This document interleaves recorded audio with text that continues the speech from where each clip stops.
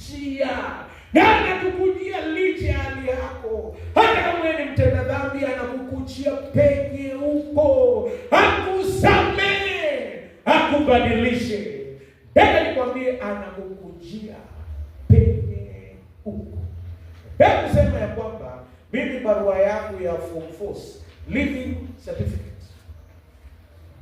ingezimia waliandika mbaya sana.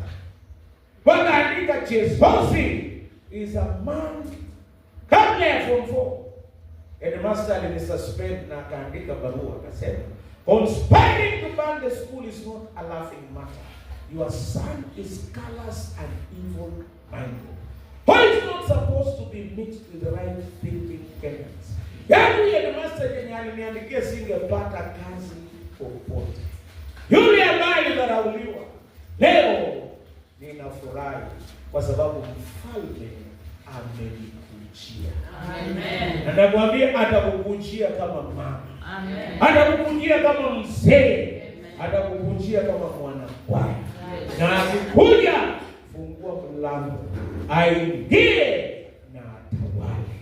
Bwana asifiwe. Amen. Jambo la pili, mfalme ambaye anatukujia ni mfalme wa kipekee. Kitu cha kwanza, yeye ana mamlaka. Kama iko magonjwa, ana mamlaka juu ya magonjwa.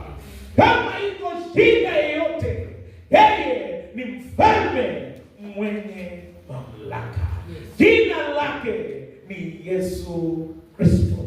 Bwana asifiwe. Amen. Hata ana mamlaka juu ya maisha yangu. Kwa hiyo mimi nafurahi kwa sababu mwenye anakuja hako na mamlaka.